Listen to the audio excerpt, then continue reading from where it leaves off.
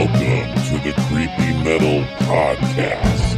Hey everybody, how's it going? This is Will with the Creepy Metal Podcast, and I have a guest this week who's a guest host with me. This is Tony. Say hi, Tony. What's going on? How's it going? Yeah, so Tony's with me today, and he's filling in for Stephanie. Yeah, how's it going this week? How's your day going today, Mr. Tony? Everything's good, my man. Everything's good. There's good things done. Let's go on today. Yeah, how's your week? You do anything fun? Anything exciting? Oh, man. Every week is packed and hot. Yeah. Good stuff. Yeah, enjoying it. It is good. Grilling, women, you know. Yeah. Heck yeah, man. Heck yeah. Have you seen any good shows this last week or last couple weeks? You know, it's crazy. I heard some good stuff about Green Jelly. I think they were playing last Thursday. And we do have a special guest this week, Nathan Young. So, yeah, he could be in that band, and he was taking some ass with it. So, good stuff. Yeah, that is who's going to be our interview today, you guys. You're going to see that here in just a little bit. Yeah, Green Jelly. For you guys in Radio Land who are catching us right now, Green Jelly is a band from, I guess they go back, what, to the 80s?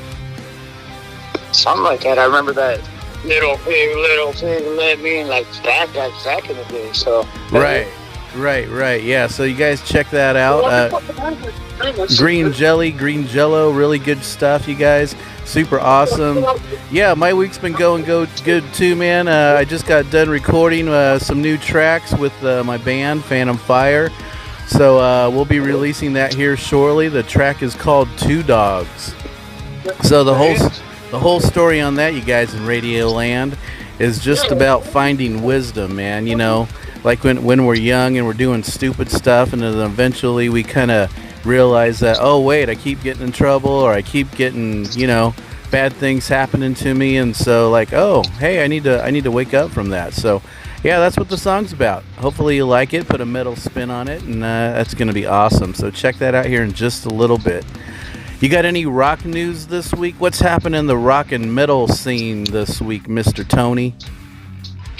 we got some good stuff. We got some Red Hot Chili Peppers releasing a vinyl for their like anniversary of, I believe it's Californication. Oh, is that right? So, yeah. That was a good album. Yeah. Do you remember that one? One of my favorites, man. That's freaking amazing. That one, I think Stadium Arcadium was like sick and wicked. It wasn't super commercial, but it was bad as fuck. It was great. It was great. They got like a green album or vinyl, and they got a red vinyl coming out, so it should be sick. It should be great. Oh, that's awesome, man. Oh, wow. Wow, they yeah. got the tributes, you know? Yeah, because I remember that CD they had out for that album, and it was okay, man. But it wasn't, you know, it was like the red and blue cover. It was like, okay. Oh, but that's cool. They're putting vinyl and a whole new color scheme on that. That's awesome. Yeah, it should be good. That whole new, the vinyl. I mean, they've got all the collectors, and you know, the anniversary editions are all pretty sick. They're all pretty sweet. That's great. And what was the other thing you were saying? Something else is going on in the world with rock and metal. Oh yeah, they got that whole Lamb of God tour coming up with Mastodon. I mean, that should be sick. It should be coming up. I think it's coming at the YouTube Theater. It's gonna be good stuff, man. I can't wait to go to that. They got some Mudvayne coming up. That's gonna be sweet with Megadeth. Can't wait to go to that. Oh, Mudvayne. Where's Mudvayne and Megadeth at? Where's that? Yeah, that's coming up. I think that's at the Forum. So that's gonna be pretty wicked. And then it's at the YouTube, which is right next to Inglewood. And then they got another one, and that's Slipknot's coming up at Soulfly, also Inglewood. Inglewood is coming up crazy. They got some flippers that got brand new Intuit Dome. I mean, I hear every single seat in the house has like a charging station. It's like all like full of like they got a whole lot of artwork coming up. I mean, it's gonna be a freaking masterpiece. And lucky me, I got some freaking Clipper season seats. So maybe we'll be doing a giveaway on that coming up. It kind of depends, but you know, these next couple of months, man, we got some good shit coming up, so it should be sweet. That is awesome, man. I've always wanted to see Megadeth live. I wonder if tickets are still like available. Do you know, or It's sold out. I'm hearing it's kind of sold out, but we got some nice people to talk to, so we'll see what's happening with that. But wow, we got some good shit coming up, man. I'm pretty excited about that. Yeah, I know. I think I'm taking a trip to New York coming up soon too. So I got some Dune shit going on, some Arm and Raw. Like it should be sick. It should be. Oh real wow. Good shit. Real good shit. Yes. That is so cool, man. I know I'm going to go over there on the 19th in Inglewood to go see Sammy Hagar. I know you might think it's old school, but they're doing, as some of you guys in Radioland don't know, Sammy Hagar. If you know Sammy Hagar, he's had a very long career. He was in a band called Van Halen, and their first album they did was 5150. So they are doing the whole 5150 album with Joe Satriani. Yeah, if you are a guitar guy, you know who Joe Satriani is. He's like a guitar god. So just, oh my God, I can't wait to hear it. I've seen stuff on YouTube. I'm so excited to see how Joe does Eddie Van Halen's guitar stuff, because I mean, they're both phenomenal players. Crazy phenomenal players. Van Halen all like Pantera inspired, like Dimebag Darrell, like dude, that's some beautiful shit, man. Oh yeah, everybody has been influenced by Eddie. I am so excited to see how Joe Satriani, because that guy's like a virtuoso all by himself. Just home run after home run of instrumental albums, and oh my God, he just doesn't stop. So very different styles. So I'm waiting. I'm really excited. I've seen a lot of good stuff with it. And then, I think I want to see it also because Sammy's getting up there. He's like, what, 74? So he's getting up there. Yeah. All those cats. Yeah, I just don't know. Some of that old school stuff, let's throw in some of that new school stuff. So Wolfgang Van Halen is actually his son. He's going out there and he just did some stuff with the Foo Fighters, and the Foo Fighters got some good shit coming up at the Bank of California. It's out there by USC. It's downtown LA. I mean, that's coming up too next month. That's going to be wicked too. Right. I can't wait for this stuff, man. We got a whole lot of really good shows coming up. We got a whole lot of the Future's coming up. The European shows are getting sick. Everybody's getting super busy right now, so can't wait to jump in that mix. Yeah. And then on the music news also, I think some stuff's going to be happening for Phantom Fire where we may be doing some of these tours coming up. Not going to say what's happening just quite yet for you guys in Radioland, but some things might be starting to happen for us that we haven't had before. So some of these tours you might see us on. Big hint. You'll just have to stick around and find out if that happens. So, yeah. Well, that's great, man. Yeah, my week's been pretty good. Let's see. I live on the coast, so I did a podcast a couple weeks ago with Steph. So you guys know I'm in Pismo. Man, this heat, though, I tell you what. Today, me and Tony are doing this not session, but our podcast from the road. I am in Bakersfield. Good Lord, it's hot over here. It is. I am not used to this heat, bro. How hot is it over there? It's like 92 degrees right now, man, but I'm loving it. We got the pool, we got the barbecue, we got the freaking meat, we got the burgers, we did the salad, we did the chicken, we turned up, we had a UFC party yesterday. I'm beating the heat, so that's good. So as long as you ain't beating the meat, we're good to go. Do you use one of those, one of those fans / water bottle things to stay wet, or what do you do? I kind of marinate it. I got some of the mesquite rub. I go and I just make sure that you got the cayenne pepper, we got the lemon pepper, we got the casero. Like we're doing good. We got the kind of salad seasoning. We're just tearing it up. So it's delicious. I'm like a fat boy cook too, so I just like tear it up all day, every day. Is that right? But Tony also plays drums. He's quite the drummer. And I didn't know till right now he knows how to cook. How long have you been barbecuing, man? What's going on with that?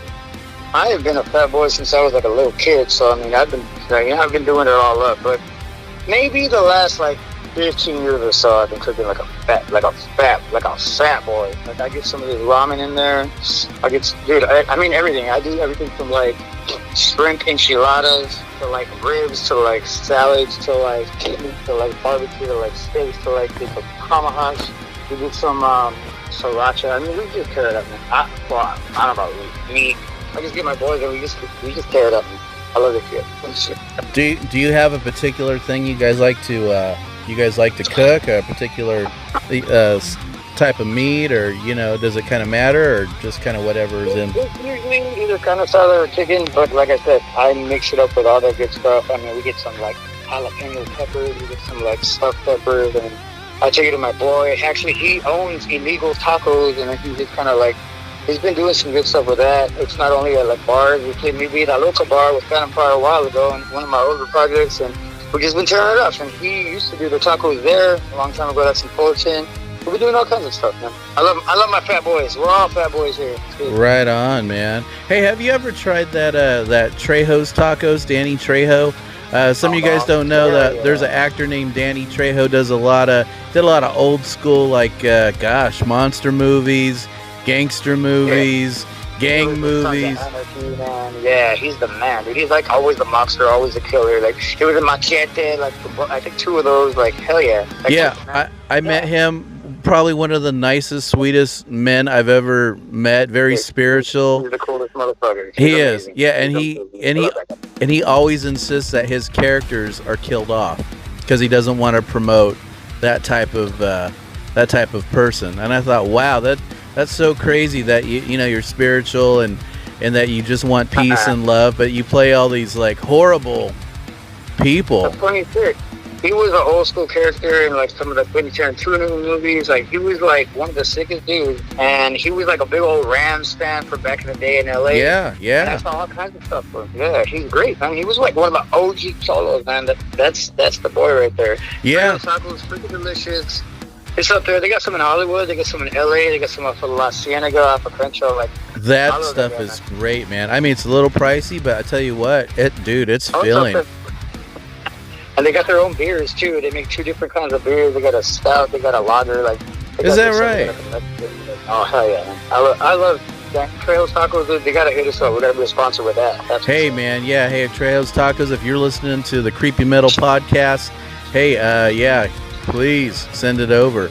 Oh, hey, yeah, and I forgot to mention that we are on episode 15. So if you're watching this, you saw a couple of weeks back.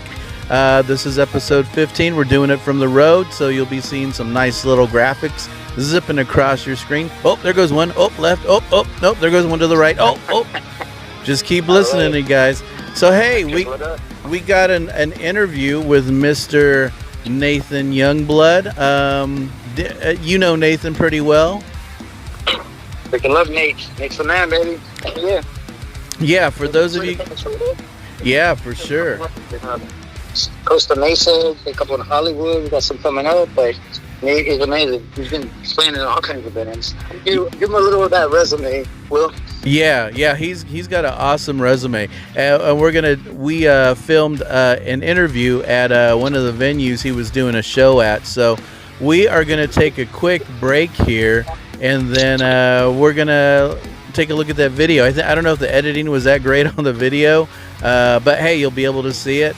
And then we will come back after that, talk about some stuff. And then I'm doing a topic on the Min light, you guys. Creepy stuff. Here we go. Hey everybody, hey, I'm doing a podcast from a really cool venue. This is Will. Stephanie's not with me. We are here for the Creepy Metal Podcast. You guys will be seeing this right after the segment we just did. I have this very special guest here with me today. This is the man right here. This is the guy who does a lot of LA stuff. This is Nathan Youngblood. Nathan Youngblood, say hi to everybody in Radio Land. Hi, everybody in Radio Land. And so I wanted to talk to Nathan. He's been such a great help to everyone in this community. If you're seeing this from wherever you're seeing it in a different state, great guy to get a hold of. Youngblood Productions. I mean, he works with everybody. New bands starting out. He works with people who are more professionally doing this. So he does a little bit of everything. He's been a great guy. I wanted to talk to him for a little bit. I've been trying to get a hold of him. Nathan, can you tell me, you're doing a production company right now, right? A promotions and production company. Can you tell me a little bit about that? When it started, how it's going? How it started? Which one do you want first? How it started, because you were doing music there pretty consistently, and then I know you kind of made a change in the promotions and production and. Yeah, well, actually, music. I started playing. shit. I started singing in choirs when I was a kid. Me and my friends wanted to start a band, so we all joined the choir. Right. From school. A lot of us. There were no boys. Right, There were no boys, so we're the first boys to join the choir, just so we could learn how to sing. And then all the other guys in our class started joining. But that's how we started that. And then we picked up our instruments and started playing. Played about 12 or 13 was our first band. Okay. And it was called the Chintzy. And then later became Salad Jamboree. We're talking about That's about 12 or 13. It's crazy. So. And then when did you? Thanks, Metal Sanyas. Metal Sanaz, everybody's Peg Me the Water Balloon. Yeah. I love you. I can't believe I got it yet. Just so you know. Yeah. So we're at Metal Sanaz's event right now. I had to get him where I could find him in a gig. So going back to that, so you got started. So when did you start getting involved with bands of your own? Was it 15, 16? Well, what age did you start doing that? Bands of my own about 12 or 13. Okay. We were playing. I was probably 3 or 4 in my teens, and we started playing Pasadena and Sunset Strip and things like that. Okay. And then we wanted to make money, so we'd also start playing some bars that pay us a percentage. Right. To play. And then we didn't have enough music to take up the whole night, so we started booking bands with us. So then I figured out how I kind of got into booking bands and throwing my own shows. We just built up a network and knew a bunch of bands, so I figured out even when my band can't play, I can still do shows and still be around music. So that's kind of how that started. And how old were you when that kind of started taking off? I got a fake ID when I was 16 in Hawaii. With a choir competition trip. We got fake IDs there, tattoos, and got drunk. And he looks really young for his age, guys. That's why he's mentioned in paper in Hawaii. So yeah, if you're seeing this in Radio Land, he looks really good for his age. So when that started happening, you were able to start to make this business, and then you also were playing in several bands. I remember Fate Destroyed and the Green Jelly.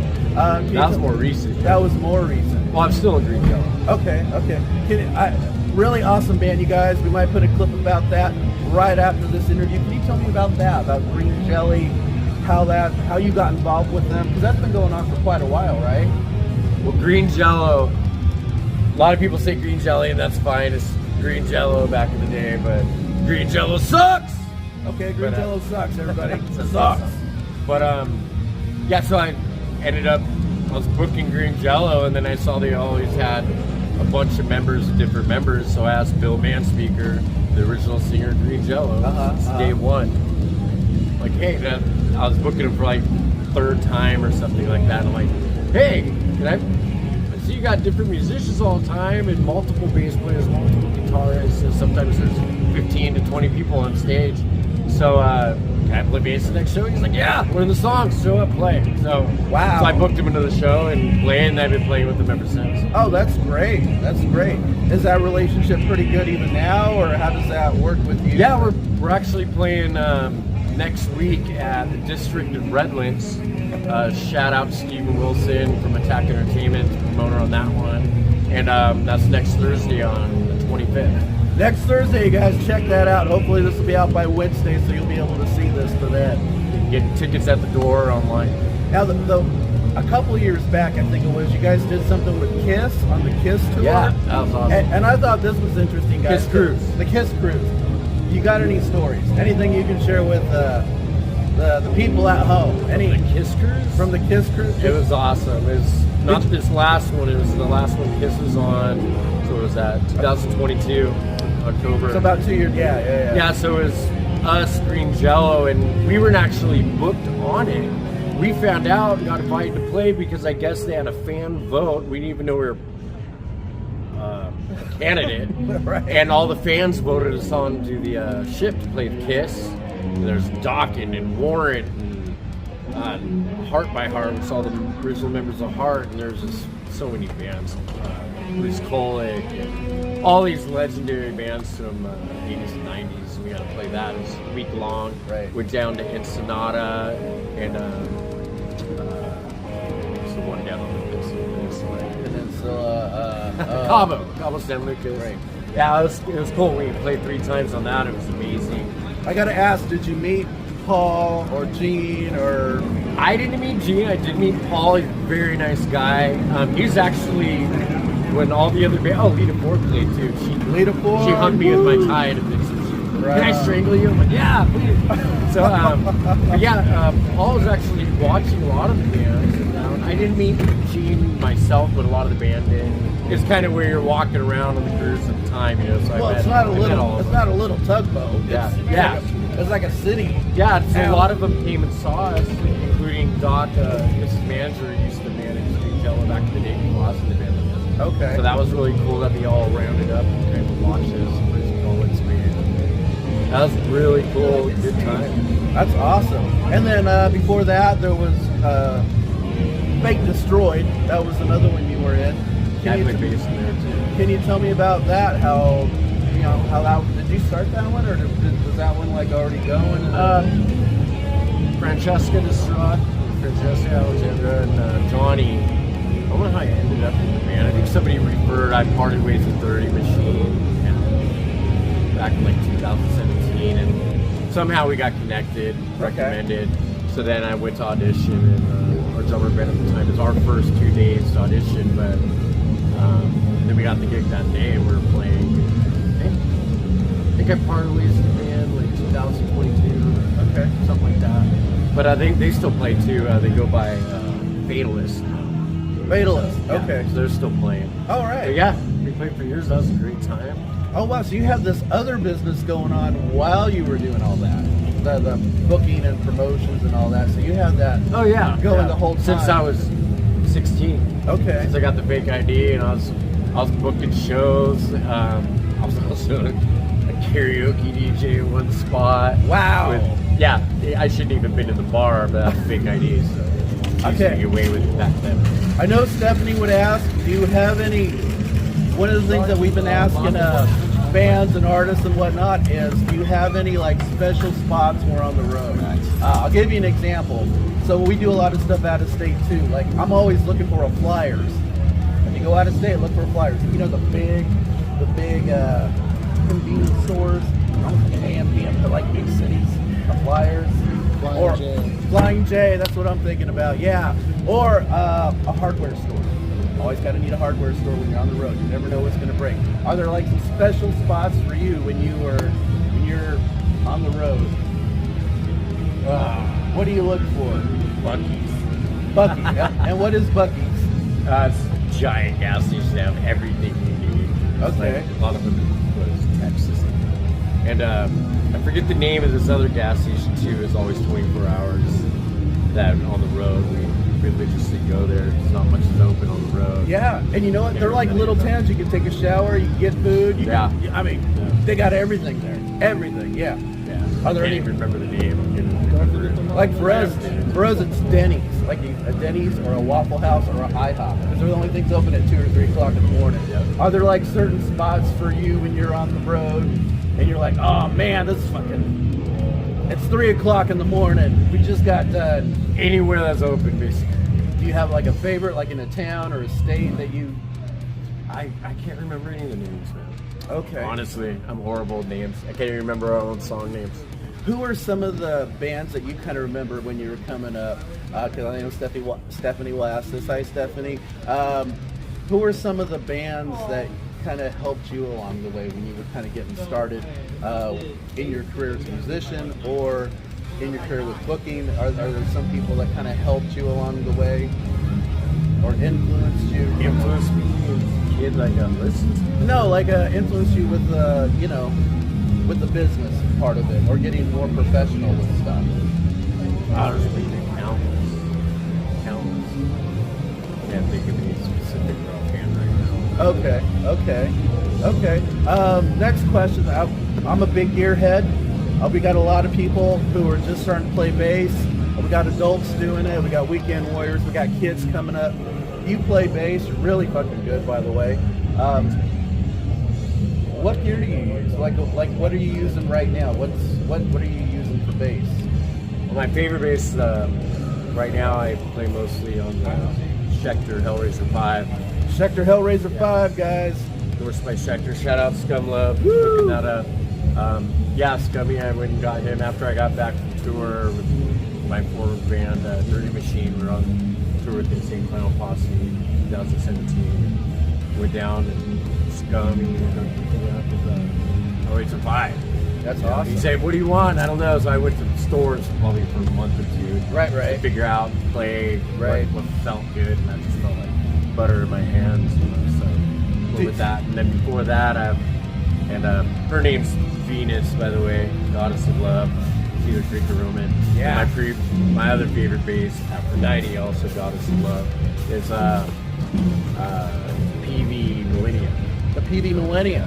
Okay. No, I've had vendors. I've had pretty much everything. But those are like two I really played. Other ones are like backups. Is there a certain body style that you prefer, or a mahogany versus basswood or alder? Anything? No, I honestly don't even pay attention. I'll ask like people I know that really know a lot about equipment, and then as long as it sounds good to me and how it feels, that's like. And I'll ask for recommendations all the time because I do have like tech buddies that are really into stuff, and I just pick their brains. As far as necks, is there any kind of particular neck that you like to use for your hands? Rosewood, maple, lemon? Okay. I literally just go to stores and play a shit ton of basses and whatever feels good. Okay. Do you use any particular gauge for your strings? I think it's what? I don't remember the numbers now. I'm not a tech guy. Okay. I usually get D'Addario, but now I have a couple other ones I use. I love D'Addario. Yeah. But NYXLs for guitar. So I think it's because I play 5-string mostly. I think it's the 175. But I can't even remember. Okay. As far as what you're playing through, because I know certain players on the recording end, sometimes we'll go direct input, sometimes we'll play through a cabinet, and then live we might use a live rig, or sometimes we even go through direct input for the cabinet through a board. That's a whole other thing. We'll probably do a topic on that in a couple of weeks on the podcast, you guys. What do you do? Studio-wise. Whatever the engineer wants me. Okay. I bring my bass, or if I'm singing, Do you have a preference about which one you want to do? Do you have a preference as far as your sound, or you're kind of open? No. As far as bass, I always like that really like fieldy corn vibe with real low end with the high pops. Oh, okay. But I usually do whatever they do. And as far as a live rig, what do you do? Live with Green Jello, I usually just go direct because we have so many members on stage. We try to save stage room or so. Rock, punk rock. I just go direct. And usually guitarists have more of a specific sounds with the bass. Now in other bands I've been in, I had to be more specific, compression. Do you use a specific kind of pickup or anything, a passive versus active pickups? What do you think? Usually active. You use active 5-string. pickups. Okay. What do you notice for you sound-wise? Is it a little bit different, the active versus the passive pickups? What do you notice? Yeah, it just picks up more. Okay. Very cool. Picks up more slap pops for your tapping and stuff like that. When you were growing up, getting off the tech stuff, when you were growing up, who were some of your influences? Like, did you grow up in a musical household, or did they have music going on at your home? No, I got the first. One family always has one, I guess. Who were some early influences coming up? When my biggest first influence probably was 6 years old. My cousin put something on in the car. It was Red Hot Chili Peppers. I think it was probably Uplift Local Party Plan or Mother's Milk at that time. Right. And I got a headache. Turn it off. I was visiting them up in San Francisco. I was rolling with them. But the next day, I'm like, can you put that band back on? And then I fell in love with that band. One of my all-time favorite albums, Blood Sugar Sex Magic. Wow. But even so, I named my son Edith after him. Hey, there you go. And of course, Flea influenced me on bass. Flea, Les Claypool.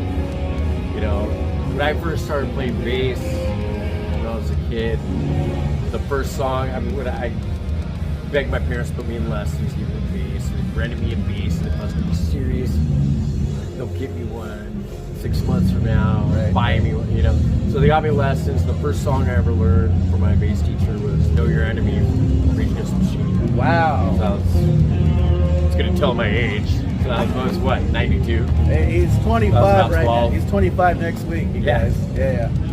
But but then I wanted to learn so many. I was into psycho ska, like 30, Skink and Pickle, and I learned, of course, Metallica, and Chili Peppers, and Primus, and Green Day. Like Mike Dirks was big influence. And, just with the ska stuff, I learned all my scales and runs. My bass teacher, I didn't really want to learn how to read music because I did that compliance and stuff with vocal, but he taught me mostly technique. How to play, and I learned how to play by ear. So like anything, even now I just pick it up and just play by ear. So, would you say you're pretty proficient in most genres, or is there a genre that you prefer? I like a lot of genres. My first band I was in, because we were into Cannibal Corpse, was all we had was acoustic guitars before we had a bass, and so we were trying to play death metal acoustic. And that band was called Necrotomy. So that's Necrotomy. Right on. Death metal acoustic. Death metal acoustic, right. Awesome. It's like Cannibal Corpse. Right. Hey, we got Deep Within right here. We're at an event right now. They're playing tonight. Hey, yeah, so again, this is Will with the Creepy Metal Podcast. We were talking to Nathan Youngblood about his influences, about his business, what he's doing. He's a hallmark of this community in Los Angeles. He's helped out so many bands, you guys. He's helped out so many artists. He doesn't brag about it. That's the thing I love about Nathan. He never is one to toot horns, not a name dropper. This guy just does the work. Just does the work, man. And, we interviewed a couple of some really special people just like yourself who kind of do that. Do you do other things in the community? Do you help out? Because right now you're helping out kids right now with this early... Oh, yeah. A band called Heavily Discounted. Right. They're with... Rock Stars for Tomorrow. Yeah, so he's doing this event for Rock Stars for Tomorrow, which takes kids and kind of... that was just the one band was for Rock Stars Tomorrow. Right. So do you like working with kids and kind of helping them? Well, yeah, I started... me and Rick's throw shows up in the High Desert, too, because we throw shows LAOCIE and High Desert, several different venues. So that would be Los Angeles, and there's some desert communities they have. If you guys are listening from another state, yeah, and by the ocean. Yeah, so we've been, anytime we come across the next generation or younger generations, we try to help them out because we had people helping us out when I was a kid, so it's kind of cool. Pay forward, and they were a great band. It was cool to see, young people and they're just slaying it, man. Right, yeah. Yeah, we just caught that last band, and they were really good. They must have been 12, 13 years old, but they were pretty good. They got to learn, right? They got to learn. What do you think of the younger bands kind of coming up? Like one of the kind of stands out, Liliac. I've heard of them. I'm familiar. She kind of does the Dio thing. Okay. And she puts it in her own. She's like 19 years old.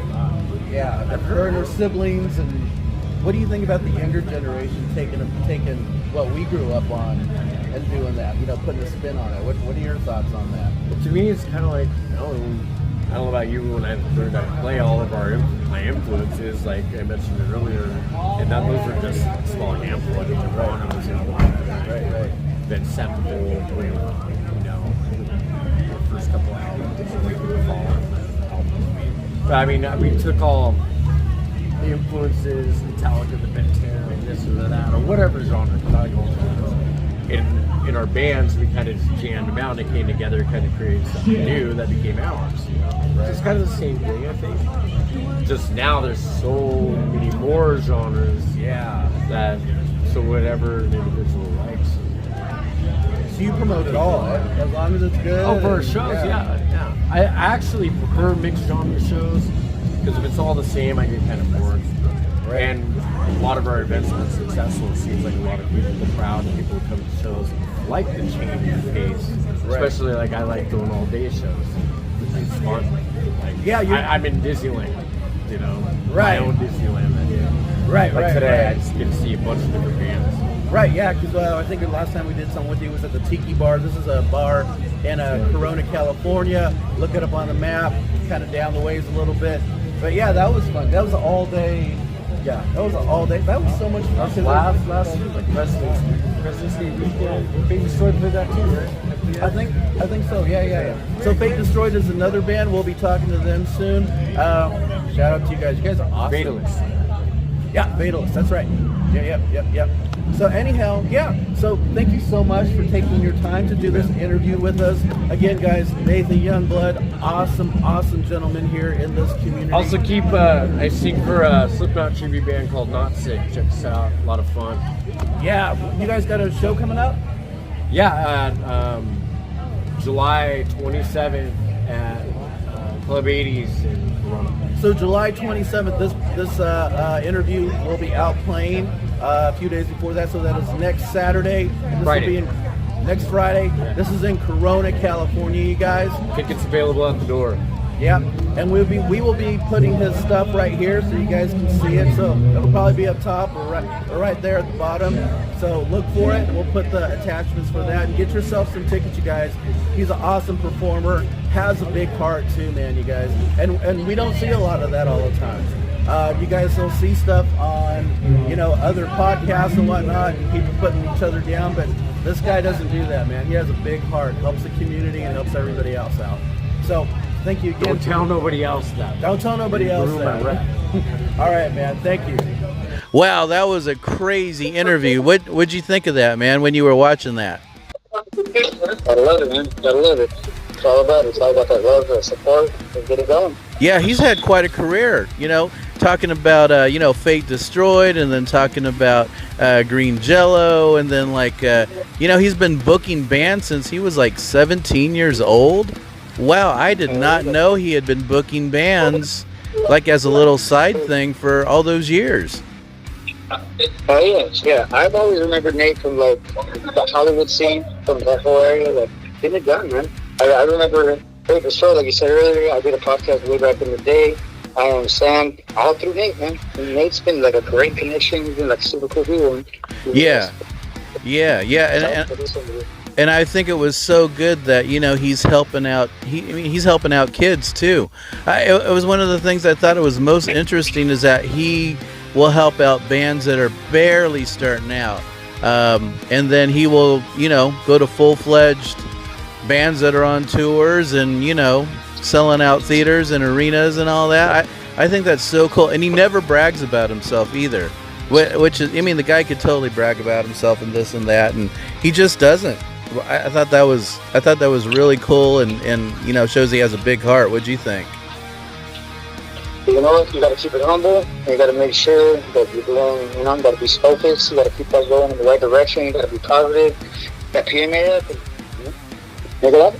Yeah, for sure. Okay, guys, so for the creepy part, we are taking a look at the Min lights, and this is a phenomena that's been happening in Australia, for at least a couple of thousand years. I don't know if you guys have heard of it, so it's called the Min lights. I had sent over a little picture of what an example of the Min lights are, and there's these really crazy lights. They just kind of dance around in certain places of Australia, and nobody's been ever been able to catch one. They'll follow cars, they will follow people, they'll jump out in the sky, and they'll go 6 inches from the ground. Crazy. One of the first reported sightings, at least by a non-Aboriginal, was in 1838. So that's crazy that it goes that far back. Nobody really knows where the Min lights first started, but there's a couple of places in Australia, like the Konkori area, and there were some other settlements, around 1918. That some of these Min lights were seen, and it's crazy. Some of the places that people have seen them over there in Australia are in Brewaria in New South Wales, and then also in Queensland. But it seems like most of the sightings, which is really crazy, you guys in Radio Land, are in Channel County, right? And then also in Yunta, which is in the south part of Australia. And that's kind of crazy. One of the biggest things that area is known for in South Australia, if you guys, any Aussies listening to the podcast today, it's known for heat. Just crazy heat. I don't know, man. I mean, they've never been able to catch one of these things. And I swear, Tony, they'll follow people. The lights will follow people wherever for miles. And then they'll just stop. And sometimes they go from red to green. They go from white. Can you imagine that? What do you think, Tony? A light chasing you across the Australian outback. You know, that's the shit. It kind of reminds me of the UFO thing. It kind of reminds me of going out to Vegas, going out there and seeing all them stars, and all of a sudden you see the shooting star, and oh, wait a minute, taking over. But, you know, Yeah. it's good stuff. It's awesome. It's interesting. It's crazy. Kind of reminds me of the X-Files thing, too. Right. Yeah, and like I said, this stuff has been going on, you know, for several hundred years, if not several thousand years, because the Aboriginal people in Australia have cave paintings of this stuff, where they see these lights, and, you know, they've been there for whoever knows how long that they've been on that continent. But I think it's just crazy that this phenomena has happened. Nobody's caught anything. The lights are still there. You know, it's just nuts. And they're not UFOs, so, you know, that they seem to like move and have a mind of their own. That is just crazy. What do you think? Yeah, that's insane. That's pretty awesome. It's all astrology, you know? What do you think it might be? I mean, obviously it's a gravitational pull. And it's, you know, something about the waves, something about the stars, something about the nature. But, hey, you know what it really is? It's that beauty. So it's just bringing lights, man. I love it. Yeah, totally. It, you know? Yeah, I don't know. I just thought it was so interesting that this has been going on, and, you know, it's you can't blame it on weather, you can't blame it on rain or moisture in the air. You just can't blame it on any of that, because it doesn't seem to really need any of that. That's crazy. So anyhow, yeah. So hey, that covers our short episode for today, you guys. Just want to say thanks to Tony. Tony, what's something that you would want to say to the radio audience before we get out of here today? Any special message? Anything to tell the people at home so they have a good week? Keep supporting music. Bring it on. You know, you gotta get this new flavor going. Keep the scene going. Keep it all alive. And, you know, sometimes the most beautiful thing that touches everybody's heart is that music. You relate to it? That's true, brother. I love it. That is so true, man. Yeah, and it don't matter what music you guys like, man. Just keep playing whatever it is and keep listening, man. It's, you know, it's about love.